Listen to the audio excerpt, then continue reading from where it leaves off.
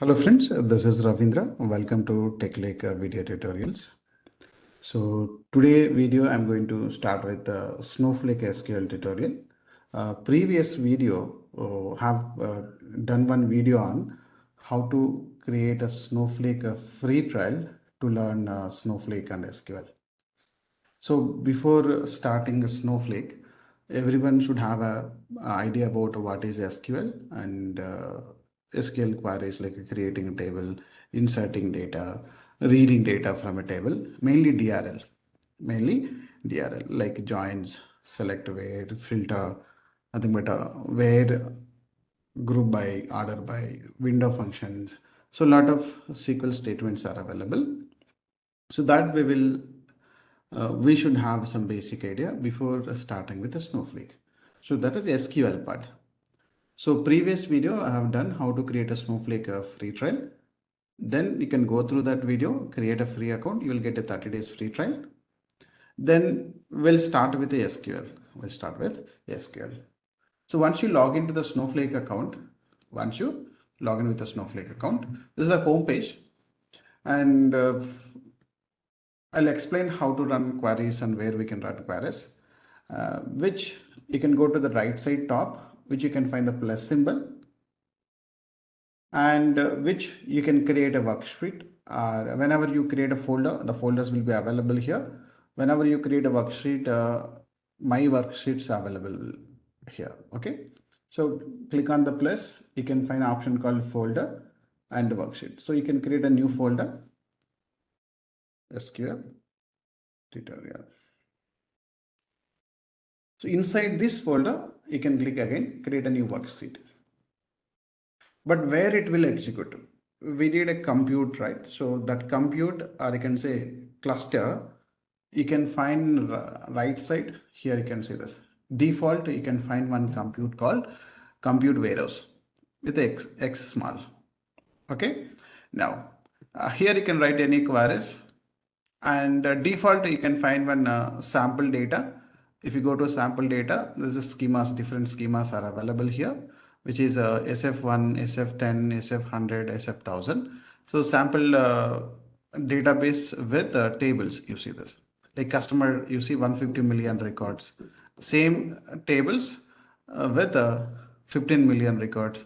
Same tables with 1.5 million records. Same table with, you see this, 150k records. Means same tables which will be available with more data.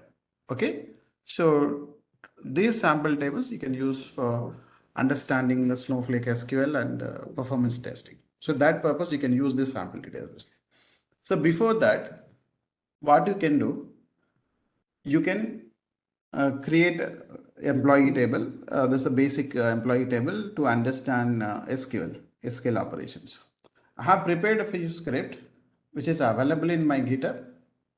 So if you don't have a GitHub account, create a GitHub account and have my repository. So I'll share this repository URL. This is a Snowflake repository URL. And there you can find one employee script. So here have created a database script, a schema script, table script. So I'm going to create an employee table and I'll insert some data, and I'm going to create a department table and insert some data. Another two employee 1, employee 2 tables. So copy this. There is a copy option which you can copy this. Then go to your SQL worksheet, paste that.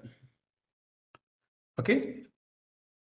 So anyway, warehouse already selected. Just select all, Control A, and execute button. So how to run this code? There is a play button you can see here. And currently we not selected any database. So it is going to create a database, new database. It will use that database and create a new schema. It's user schema. If table available, drop that. Create a table, insert data. So let's run. Now it is going to create a database name called RaviDB, and it will create a schema name called Ravi underscore schema. Here you can refresh. It will be available the database name you see and the schema name. Inside that tables, 4 tables I created. So use this script. I'll share this link which is available in my GitHub location. Use this script and create a database, create a table and insert some data. Then we will understand complete SQL using these tables. So if you know basics, SQL basics, and that will help you to next level to understand queries in data warehouses or maybe ETL, maybe analytics, maybe ETL, maybe analytics. So this way which we can go and create a tables in Snowflake. Then we will start one by one to understand Snowflake, So I shared this link in a video description. You can go through the description. You can find this link, which is available in my GitHub. And even this is the repository. You can pin this repository or you can go for start. Okay. And next one is starting SQL. So before SQL, just I'll brief some information about Snowflake. Then we will start SQL tutorial.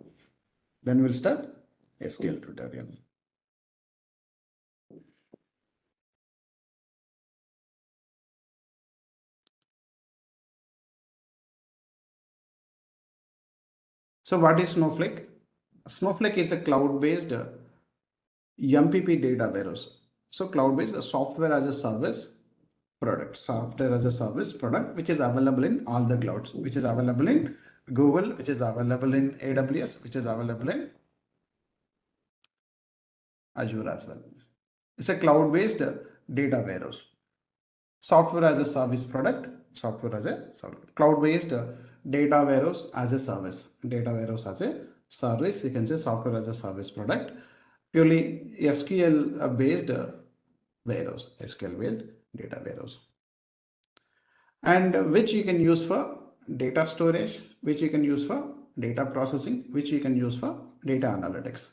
Mean, if you have any different sources of data, which we can integrate with the Snowflake, means we can load data into Snowflake.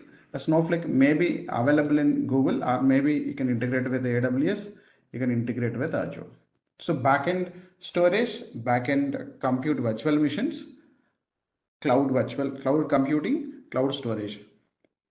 Snowflake backend, cloud computing, cloud storage depends on cloud. Whenever you are creating account, right, you can choose Google, you can choose AWS, you can choose Azure. And once you can store the data, you can store data in a warehouse. Then that data you can use for any consumer. Consumer means data monetization, reporting, operational reporting, ad hoc analysis, real-time analytics. Okay. So any purpose. Source data, which you can store here, and that data you can use for any analytics use cases. That means cloud-based MPP data warehouse. Snowflake is a cloud-based MPP data warehouse. And a lot of features are available, analytics side, data warehouse side. So that we will understand in Snowflake tutorial. This is only SQL we are going to start, right? Just before starting SQL, just I'm briefing some information about Snowflake. Then when we are creating account, different types of accounts are available. Standard, which is small data warehouse projects, which you can use this. Enterprise, you'll have a standard features plus multi-cluster warehouse, 90 days time travel. So if you go with the standard only 1 day time travel, you can say this. Time travel default is 1 day for standard, for enterprise 90 days.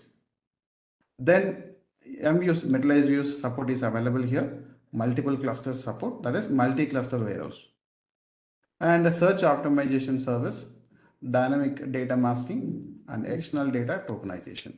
These are additional features with the standard. So the standard features plus enterprise will have these many features. So most of the projects you can find enterprise. Pricing will vary. Standard, if you go with the standard, different pricing. If you go with the enterprise, a different pricing. Okay. Then business critical depends on cloud service provider. Based on that, they'll give a private link support. If it is AWS, AWS SLA is applicable. Azure SLA is applicable. Google means Google SLA is applicable. So failover, data failover, database failover and failback for business continuity, and mainly for critical business. So that is enterprise plus. Another one is VPS, virtual private Snowflake, which we can work with the Snowflake team and they'll configure this. That's a business critical VPS. So these are different types of account types: standard, enterprise, business critical, and VPS. Most of the projects you can find in enterprise, but depends on organization requirement. But if it is a pure data warehouse project, if they're looking for multi-cluster, bigger data warehouse, then you can find enterprise. Then,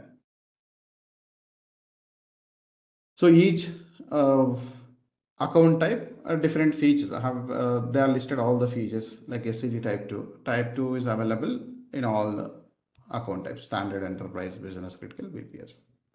So as I told you, right? So when it comes to standard and enterprise, there's the major differences. Additional thing is 90 days time travel, okay, data protection and column level security and row access policies.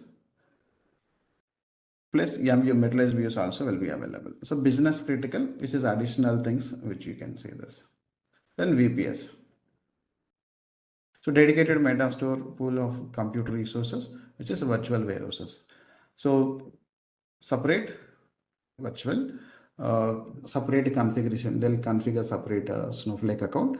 So that is different types of accounts: standard, enterprise, business critical, and VPS. Then, so before starting our SQL, just remember you should have some basic idea about a compute or cluster, cluster or compute. So because if you are from different background, right, you should have some basic idea about what is cluster. Cluster is nothing but a compute resources which will have a nodes, driver node, worker node in a big data. Similarly, here also MPP means massively parallel processing. So multiple nodes will be there. So multi-node clusters. Then Notepad++ is widely used for keeping code or maintaining on your local desktop. Then Excel sheet, when you're downloading data, then validating data. Obviously, Excel sheet is commonly used in data engineering projects. For simple data, downloading some sample data, verifying the data, maybe Notepad++ or Excel sheet. If it is a delimiter file, Notepad++ is widely used. Then websites to remember. If you are into data domain, remember create account in GitHub, create account in Databricks, and W3 Schools and Snowflake. So you can find a lot of videos, lot of success stories, lot of documents, lot of posts also related to data engineering. So that will help you to gain more knowledge. So GitHub, Databricks website, W3 Schools, and Snowflake. So go through these websites. You can find a lot of customer stories, videos, documents that will help you to gain more knowledge. Then data, different types of data. Data mean information. That information may be in any type. Any type means structured, semi-structured, unstructured. Tabular format, or any delimiter, pipe delimiter, copper delimiter, pipe delimiter, or comma delimiter, we'll call it as structured data. Semi-structured data means XML, JSON, or sensors generated data. Like key value pair, JSON is key value pair. Or when it comes to XML, tax basis data. Semi-structured data. Unstructured data means text data, images, videos, audio files, we'll call it as unstructured data. Then data about data is metadata. Data about data means how you manage this information. Maybe in database means database name, table name, columns, data types, we'll call it as metadata. If you are storing in a file system, that file name, file type, file location, we'll call it as metadata. So this is about information which we should have some basic idea about different types of data and data generation sources. Actually, we are talking about a warehouse from where you will get these data. You will get data from different sources. So those sources may be any ERP systems, that may be any applications which is generated by customer service, any sensors generated data, or any other IoT missions generated data, any social media generated data, any business applications generated data. So we are talking about a warehouse. Who will send you the data? How we will get the data? The data which you can expect from any of these sources: enterprise applications, ERP applications, social media, any apps generated data, IoT mission generated data, any other customer service apps or customer service related missions generated data. So you can expect data from any of these sources, majorly structured data from ERP, business, end-to-end business generated data, sales, retail, marketing, finance, accounting. So it depends on their business. Then languages. So Python and SQL both are widely used languages in analytics project. When it comes to cloud, both languages are very important. Maybe data warehouse or lakehouse project. So Python, SQL is a common languages for any kind of data projects. Even Snowflake also, if you know JavaScript or Python, it will help you to work more in advanced level. But SQL is a basic thing. It's a prerequisite for any data warehouse. Plus Python for advanced level. For Python, programming language, query language. Query language is SQL, programming language is Python. With these two combination, which you can gain more or which you can involve more into data related projects. So before starting our SQL, just I'm giving this information. First, understand that some tools, some websites, which you should have some idea. Then it will help you to gain more knowledge in data field. It will help you to gain more information related to data field. Then we can start our SQL. What is SQL? Why SQL? Then we will start with this. So next video, we are going to start with SQL operations and different types of SQL operations. First, we'll start with the DRL, data retrieval language, data retrieval language. Then we'll move on remaining operations like DML, DDL. So first, our focus will be data retrieval language, or you can say data query language. So that we'll see in next video. Okay. Thank you. See you in another video. If you're not subscribed, please subscribe my channel. See you in another video.